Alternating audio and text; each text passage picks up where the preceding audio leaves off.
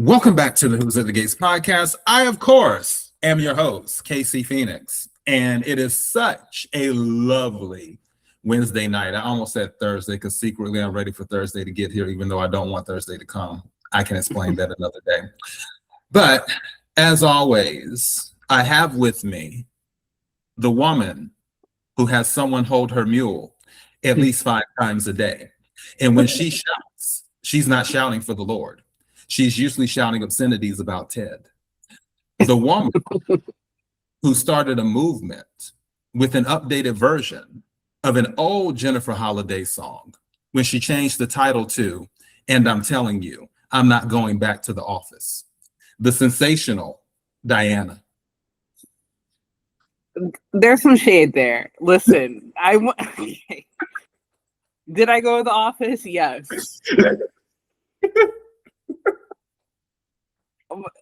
But like I had to. No, I didn't. Oh my god, it was terrible. But do you want to go back? Oh my god. If it wasn't, luckily I was able to carpool, and if it wasn't for the person guiding me as I was driving, I would have just stopped in the middle of the freeway and cried, or just turned back around because we got hit with not just one hazard in the road, but 2 hazards in the road, and I should have taken that as a sign today. Oh, good. Well, we are here and we are about to run through this and have a good old time as we usually do. So everyone, thank you for tuning in. Let's go ahead and jump into this first scene. Join us! What are you two up to? Oh, I think we have had a very productive day, haven't we, Sissy? We managed to get caught up on the latest hot goss and ruin Leslie's day. Well, this I must hear. Oh, I might have let it slip that Ted recently declared his love for Shanice. She did not take it well. You know what? I should give him a call and give him a heads up. Absolutely not. Let Ted deal with his baby mama drama all on his own. She has a point. Besides, your attention would be much better directed over there.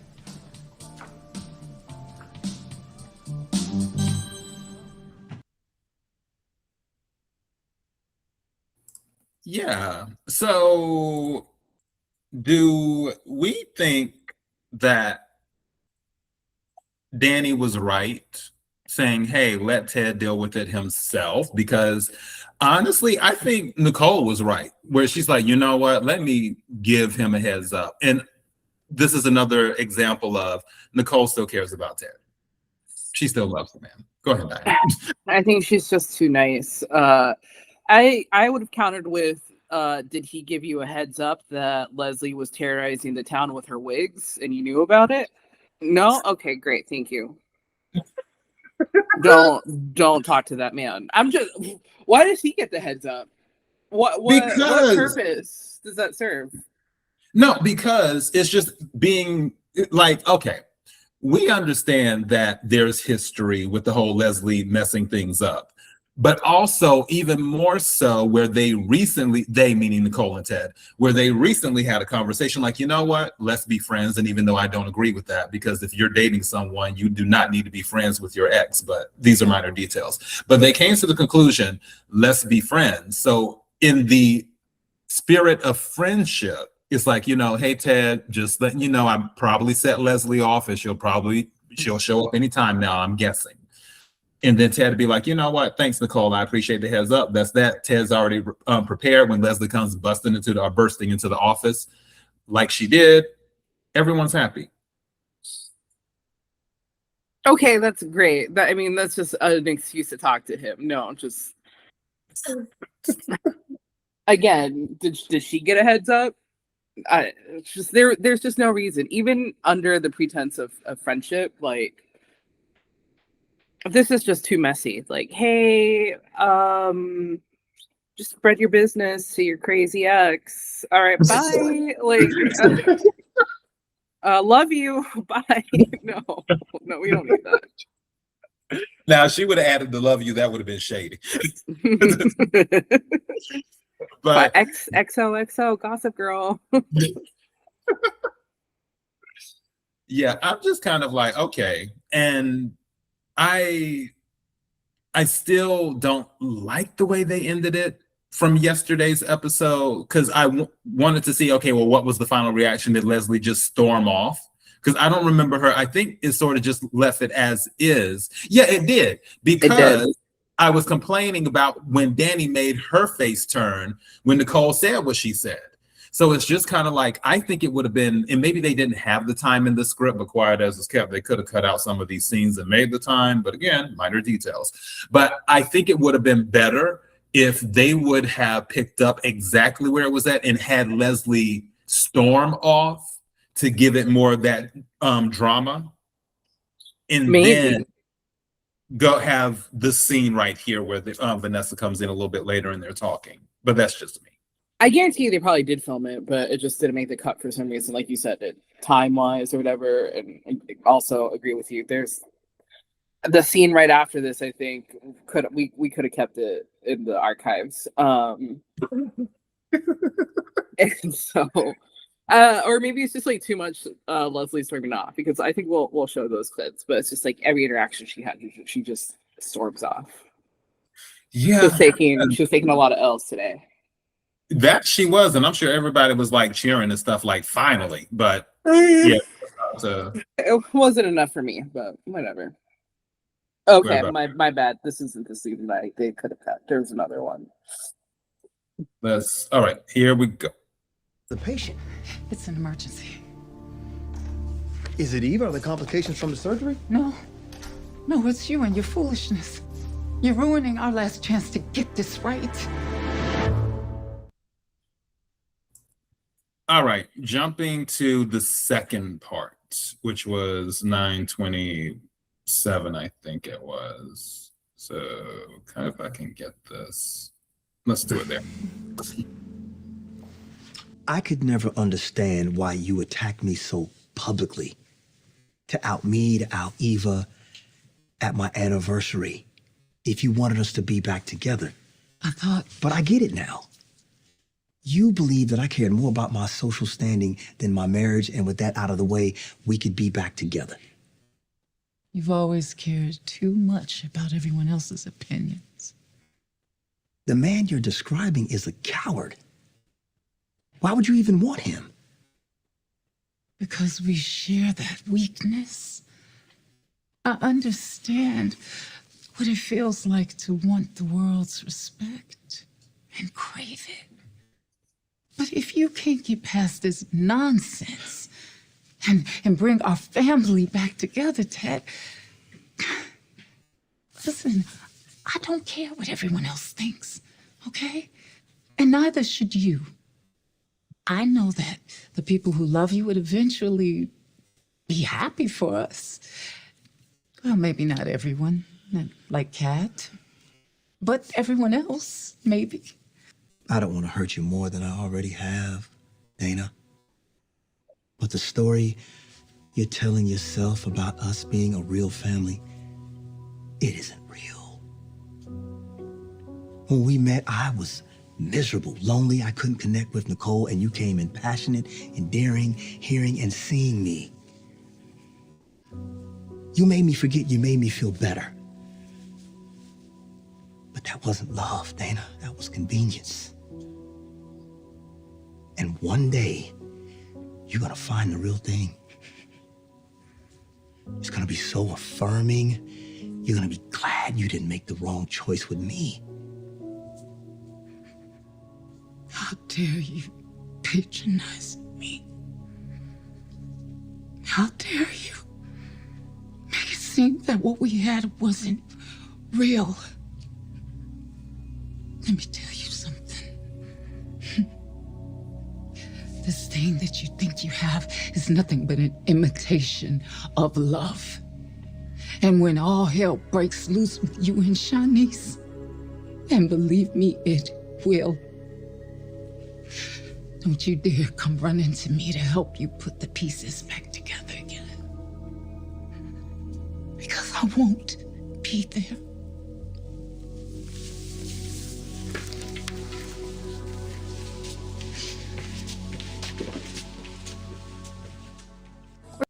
Where's the fiance? Okay, up to bat is Diana to take a swing at Ted. You got it.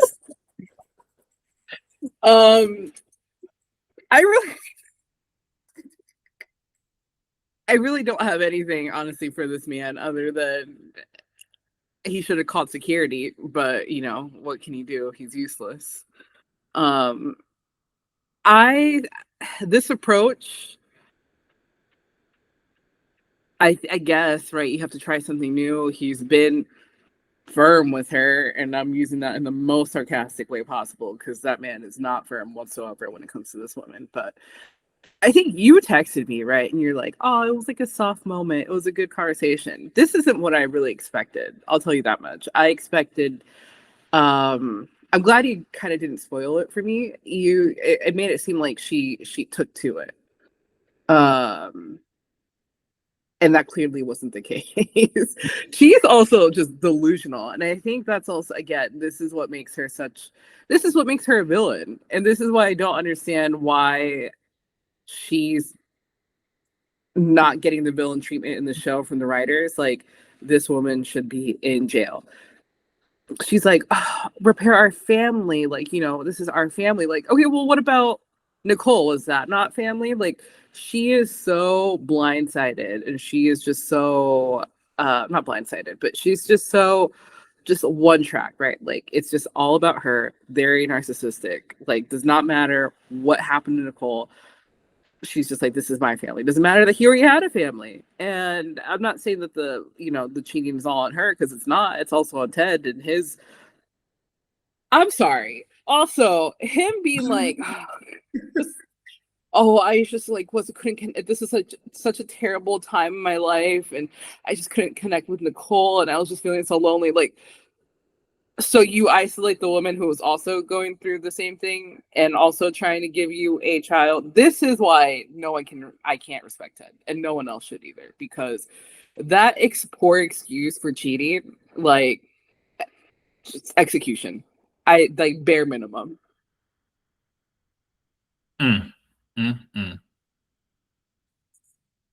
Well, all I have to say is I think Ted did his best to let Leslie know, hey, this isn't happening. And again, Ted is physically attracted to Leslie. It's just he doesn't want a relationship with her. And had Ted still been single, I think they would have slept together again, probably within a few months. Well, you know my gripe with that. That man did not know what was happening. Like, she should be in jail for that too. Like, Leslie, she's committed many crimes, and that was one of them. Yeah, the whole him being intoxicated thing, this is the thing.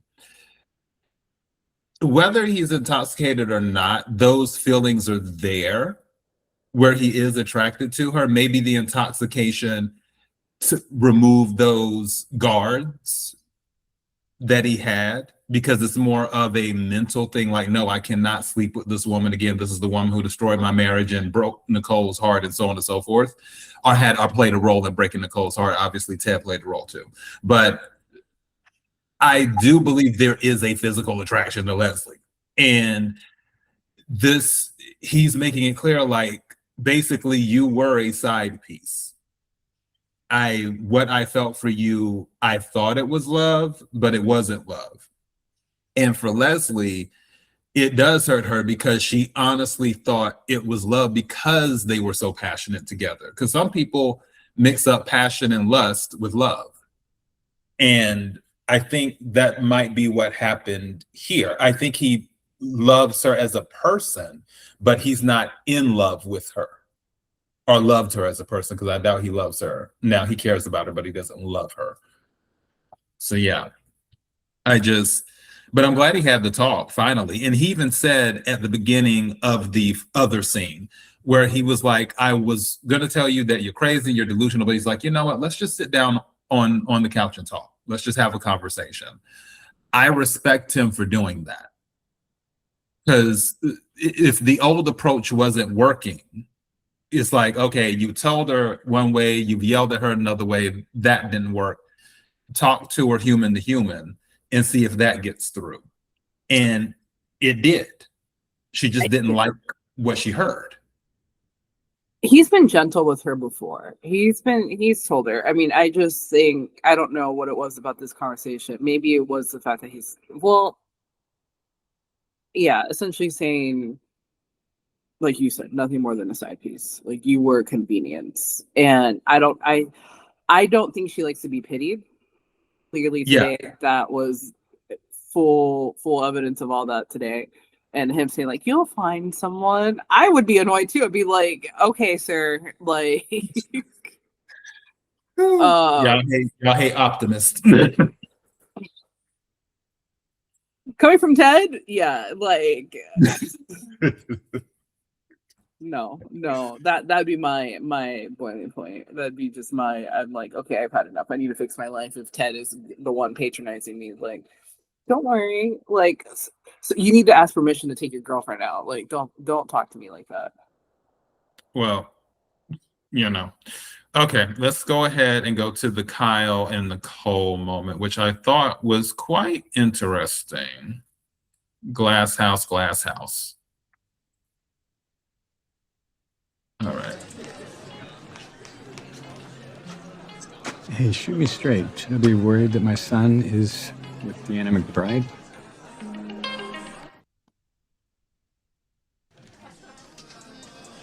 My dad's here. You in the mood to meet him? He's cool, but I understand if you're not feeling a meet the parent moment. Remember when I said I made a scene at the clinic dedication and everyone probably thinks I'm the Looney Twin? Yes. Your dad was there. And I'm pretty sure he's one of those people. I feel for her. She's dealing with the loss of her father, and if anyone understands the toll that it can take on you, it's me. I just think it may be a little too soon for her to be dating. Well, if Vanessa were here, she would have the same thoughts about Noah. Deanna is studying at one of the most well-renowned colleges in the country. Respectfully, Noah, while talented, is an aspiring musician. They do have a certain reputation. Charming and adventurous, you mean? And sometimes irresponsible. You know that rock star life. Meet 'em, love 'em, leave 'em. I hear you. They're young adults who are capable of making their own decisions.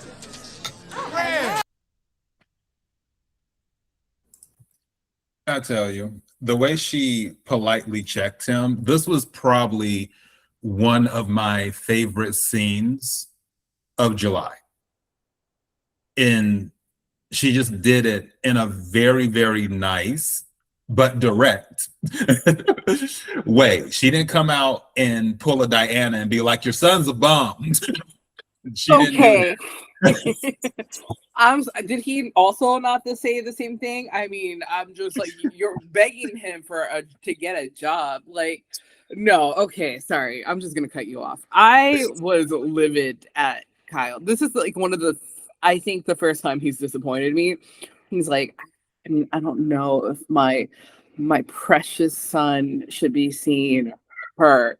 And I'm like, the one that couldn't even pay his pie Orphe jeans, the one that couldn't, cough up $20, the one that had to like write an IOU, the one that you constantly have to pay off his debt for, the one that has just no solid plan for, a career or a job. Does he even play guitar? Like, do we even know that? Like, he might be part of Heart Attach, as far as we know, considering that everyone here is saying that he is such a gorgeous man. So the audacity of this man to be like, no, my white child is superior and cannot, he can't sling it with Deanna. Like, no. She is so beautiful. Like, your son should not even be allowed to look at her. If I'm being honest, like, bare minimum, he should be paid every time he looks her way. Like, here's $5, ma'am. Like, I'm sorry, you have to look at me. Like, right.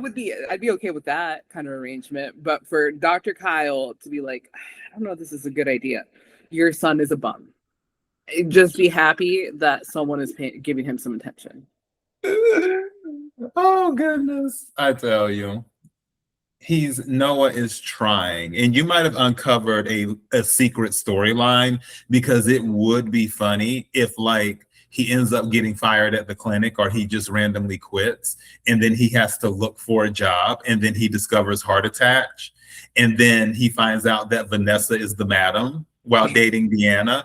That would be a juicy storyline right there.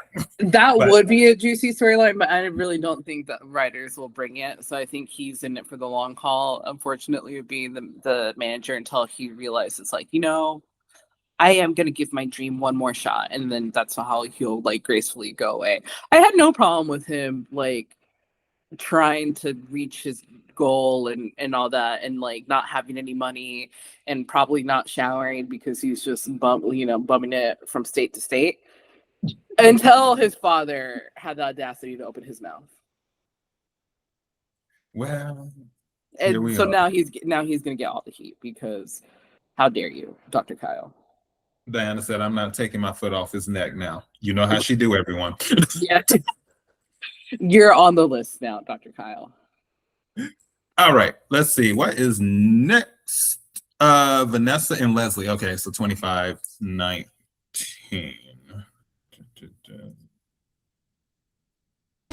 I'm tougher than you think. Your little remarks aren't scaring me. What do you want, Blondie? Nothing. The truth is, you continually banging your head against this wall has no bearing on my life. But come on, Leslie. You're clinging to a fantasy. I am so sick of people spewing that lie. Even Ted says it now. He had the nerve to tell me that what we had wasn't even love. And that is bull. He adored me, Vanessa. I remember. My point is, it doesn't matter anymore. What's love doesn't matter. Even if he chose you, married you, raised a family with you, it still wouldn't have been enough. He wouldn't have been able to sustain it. In his world, you wouldn't have lasted 6 months.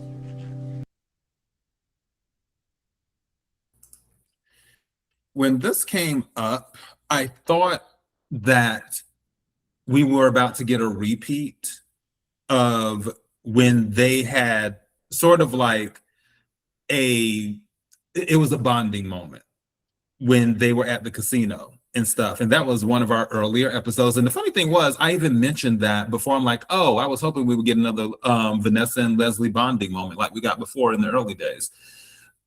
But this isn't what I wanted. And not saying that it wasn't right per se. It's just not what I wanted. I wanted Vanessa to be a little bit more comforting. Vanessa was being honest and direct. I just wish her approach would have been a little bit different. That's all. But she kept on like trying to forcefully drag Leslie into reality. And I don't think that was necessarily what was needed at the moment. I believe she should have focused more on Leslie. You need to see all of the other opportunities here. There's more people in the world than Ted. But that's just me. I mean, I think this is an honest conversation. I mean, I'll say up until the line of you wouldn't have lasted 6 months, I still don't quite understand that. But other than that, I don't see anything wrong with what she like. I don't see anything wrong with what she said, which is essentially like, that was in the past. It doesn't matter now. And Leslie being like, well, I don't deserve it. Like, what does she deserve, right? What does any one person deserve? Livelihood, food on the table, adequate health care, all those things. I think as a person, yes, as a basic human being, you need your basics covered, right? Did Leslie have that? No, she didn't. Does she have it now? Yes. And I can't remember if now, like, because my mind is just now gone. And Vanessa mentioned it in the scene that we just watched, or the next one, where she's like, well, you're not part of this equation. Like, your daughter has a relationship with her dad, which is, you know, something that Leslie's been saying up and down. Like, my child deserves a relationship with her father. Well, great. Congratulations. You reached that goal. What do you have to do with this? Why she's entitled to Ted, obviously on her mind, and it's all part of her narcissism and all that. Because again, Leslie's winning. Like, I don't, like, she doesn't see that. Obviously, the writers don't see that. Obviously, the Duprees don't really see that. But she, you know, she has money. She looks great, and no one's checking her. Like, even these moments right now, like, we've seen them before, where, you know, someone will throw a jab at her way or and all that, and then here comes, you know, she picks herself back up. Her daughter's alive, you know, like, you got that, you got Kat's liver. Like, what more do you want? And it's Ted, and it's just like, and you know, everything I've said about Ted, it's just like, really, that's the man you want? Clearly her mind is just stuck in that moment. You know, I don't know what voodoo he put, you know, he did, what he did to her. But yes, I just need her to move on. I just could not have been great. Well, couldn't have been great because Nicole moved on. So that's all I'm saying. Like, I mean, I just think Nicole stayed 20 years, and actually, Nicole did say something about that. And Ted is still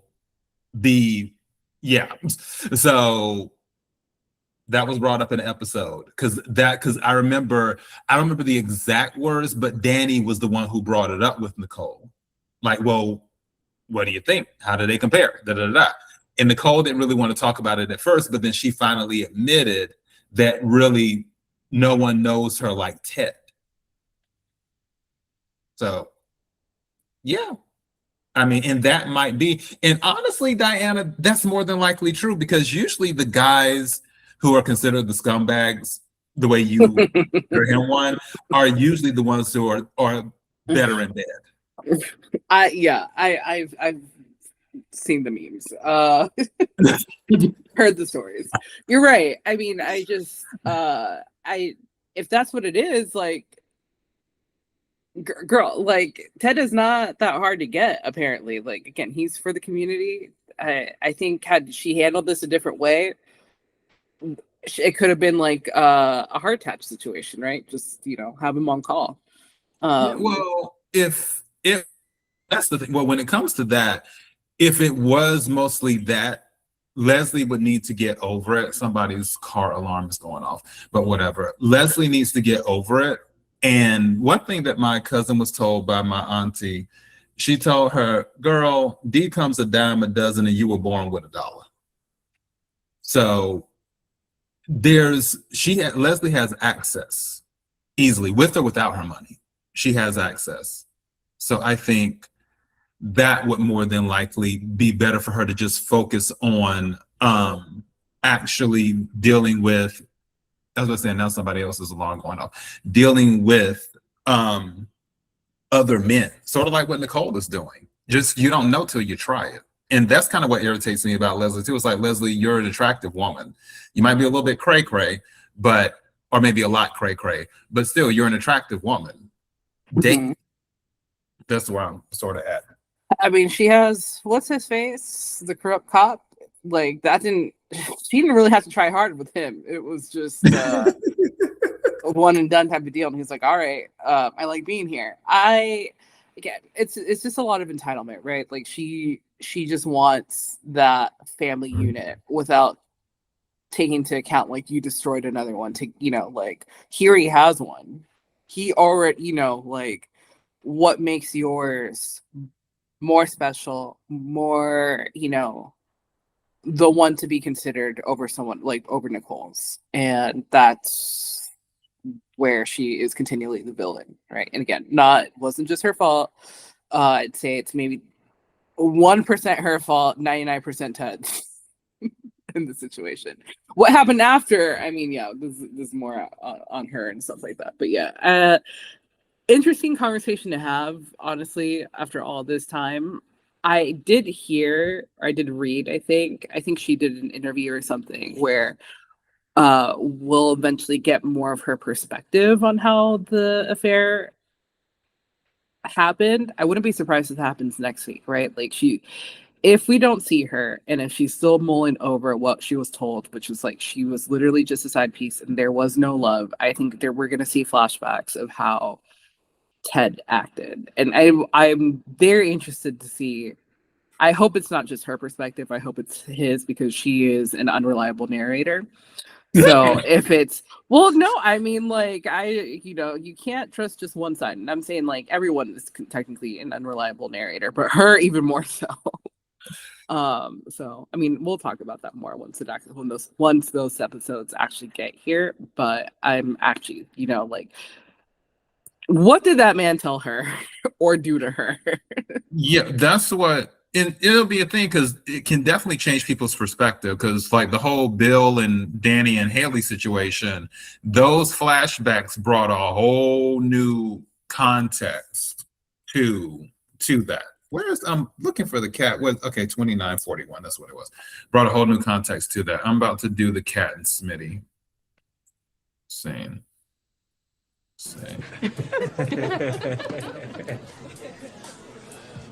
Why would you assume that Lynette Wise is dead?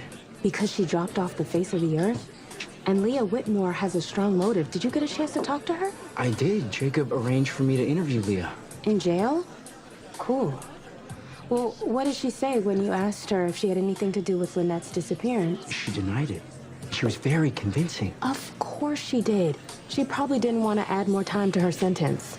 I don't know. Lynette has more victims than just Leah. She could be on the run.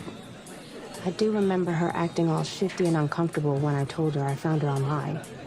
People like that have to live in the shadows to survive. So she's probably involved with more than just embezzling. Well, Bill thinks she might have set Haley up to get mugged. What? He thinks that Lynette hired somebody to attack Haley? Her engagement ring was stolen, right? You think they split the profits? I don't know. But this Wesley Hammer guy disappeared around the same time as Lynette. Maybe they're off hiding somewhere together. You know, I'm told my old fashions are perfection. Kat is playing Nancy Drew again. She's somewhat on the right track. But yeah, I think she just might need to let Smitty handle this, because now if Kat gets involved, she could be putting herself in danger too, because we know Heather is ready to take Smitty out. Which is fine. I mean, actually, no, I like him. He's fine. He can stay. He gave Kat some grace during her hard time while everyone else was a jerk. This also just shows, again, I'm just like, hello, police officer, Rashad, Jacob, are you even thinking about this case? Like, it's like justice for Derek, but no, revenge for Derek. And here Kat is like, did he ever think about these names? And they're like, what? So this also, like, just give her a badge already. Kat will figure it out. You're right. She's not necessarily on the mark, but she's asking questions that for whatever reason they didn't even consider. Yeah, I think she should stay away from this. She's gonna end up getting herself hurt. Because, like, when you're dealing with things like these types of topics, it can, if you show up on the radar of the wrong people, it can definitely put you in danger. And I feel she's already been through enough with the whole liver thing and all the other stuff. I think really she should just focus on Chelsea, Kat, and Tomas. Really, she needs to focus on Tomas to figure out what she's doing, because this man is saying he should be moving in when she gets back and he wants to pay half the rent. Okay, great. But yeah, you need to work out the details. And it wouldn't surprise me if Tomas asked her to sign some type of contract too, as well. Okay, I think she should not focus on Tomas, because that's going to get her nowhere, and she should have a new hobby, because it's either focus on Tomas and how she's not meeting, supposed metrics in life, and focusing on Eva, or actually solving a crime because none of these bozos can. I'll take option 2. And Chelsea Cat. And Chelsea, throw Chelsea Cat in there, even though Chelsea's not. I think Tomas is better because it will help her come to the realization sooner that she doesn't want to be with him. Sure. I guess in my ultimate, in my daydreams, it's like he just never comes back from Puerto Rico. And she's just like, okay, bye. or if we get a budget, she's gonna go to Puerto Rico and then we're gonna see Puerto Rico and do that. I would love for her to get a vacation,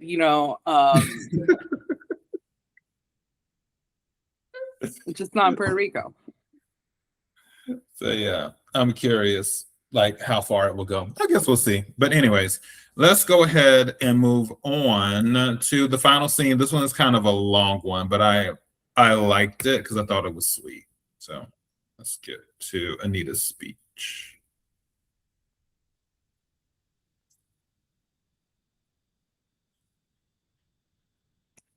May I have your attention, please? I want to thank each and every one of you for joining me tonight. And spontaneously, no less. Love you, Graham. Love you all too. And I am so grateful for the way you supported Vernon and me during this challenging time. But now I am in the home stretch and I want to make the most of every single moment. Here, here. So, be warned. There will be more texts, more phone calls, more impromptu invitations, and yes, more parties. Because I don't intend to miss an opportunity to celebrate this beautiful life. Well, Mother, in that case, tomorrow happens to be National Cheesecake Day. Cheesecake bake-off at Mother's tomorrow. No, but seriously, we all know that Vernon is the Toastmaster of the family. And I wouldn't even try to rival his eloquence. But I couldn't let the evening get away from us without thanking you, my beautiful, beautiful tribe. I just adore you. And we adore you back. All right, cheers to you all. Now let's drink up and clear these tables and Such a lovely moment. Just having a good old time. Yeah, Anita, that was a good time. That's a good shot right there. Too, a good still of Anita coming down. Yeah, Vernon got down low. I was like, hold up, sir. You might have to have somebody get you back up now. A little too much, having too much fun. But yeah, the speech was nice. I just wanted to do something with Vernon and Anita because I like to cover them when I can, because not all of their scenes are always like, coverage worthy. But as a couple on Beyond the Gates, they are the it couple. So had to get this in. And Anita, she's definitely full of life right now because she's been zipping and going. First I thought, I was like, hold on, you on that stuff? Because you hyper. But then again, when people have a new lease on life after having a traumatic experience, near-death experience and stuff, they do get very, very, very like, woo, type of energy. So I get it. Yeah, I mean, I think, this is a good scene. I mean, I think, I don't know, we need some more drama. I mean, this was cute. Listen, one couple, maybe we need some dance lessons. Won't say who, but maybe if there's a couple that you saw here that, might need some practice, just name them in the comments and I'll just discreetly give it a heart. Also, for someone who's like, I don't know, I don't want to really deal with the Duprees, did not mind just watching the show from the back, like, okay, girl, just move on, just eat your dinner and go. But that's neither near nor there. Just the hateration. It's always hateration. Oh, 100. Listen, I'm just like, then go. Leave. I'll even we didn't do any Eva and Isaiah scenes today. I think And there were plenty of it in here. You brought up Eva, ma'am. because like you couldn't. I was like, "Are we gonna do this?" And you're like, "Yeah." And they're in the back. It's just like, again, always like, no one wanted them here, and they were still there. Well, first of all, when they arrived at the club, Eva had told, because Isaiah was like, well, do you want to go somewhere else? And Eva was like, no, because I'm not letting them, he was like, this is where we met. I'm not letting them ruin that. So I'm with Eva on that one. That's where her and Isaiah met it. Sure. And then she, someone was very gracious enough to extend an invitation, and she's like, well, no. So yeah, again, but there she is, having a good old time. Well, don't forget that one of the people dancing in the line was Isaiah's brother, her brother-in-law. So she's being supportive and just staying in the background, minding her business, but being supportive of her brother-in-law. That's all she's doing. Because Isaiah and Eva will be married. I mean, that man doesn't care about family. We'll see. They will be married. Unless writers, you want to write me in for the episode and I can object at the wedding, I won't be mad. And I have an opening in my calendar. Just let me know. But yeah, that's what's happening. I enjoyed today's episode.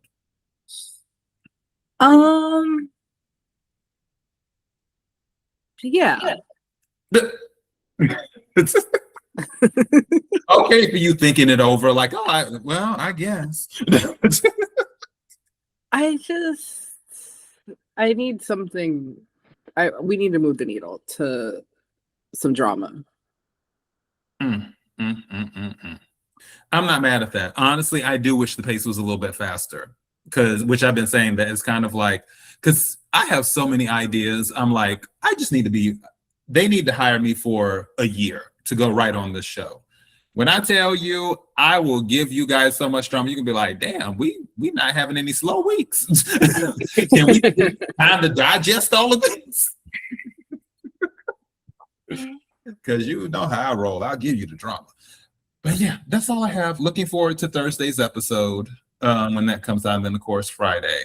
I still think something is happening within the next few weeks because we didn't see any Bill or Haley today, and that whole situation is supposed to happen with, I guess something happens with Chelsea and Naomi and Haley, so we'll see how that goes down. Oh yeah, it's like Bill's still like passed out. We left him on the floor, and then like we're doing the cha-cha slide over his body. So. Well, he made it back to the house, and Haley gave him some more of that poison. So now we're seeing what's happening. But I think there's supposed to be an argument between Haley, Naomi, and Chelsea happening, I guess tomorrow or Friday. So yeah, we shall see. But that is all I guess we have. Dana, did you have anything else? Nothing from me. Okay. Well, Gators, we appreciate you showing up and showing out. Somebody did ask about TikTok. I will also answer that in the comments. Yes, we have a TikTok. I'm trying to change the name of it. No, we don't really use it. We also have a Facebook and an Instagram as well. Instagram, I will do my best to get back to managing that one. Facebook, working out the details. The one we use the most is X. That's usually like our main thing we post on is the X account, which is Who's at the Gates handle. If you want to add us on X and follow us on X, totally cool. And yeah, thank you everyone so much again. Until next time. Bye.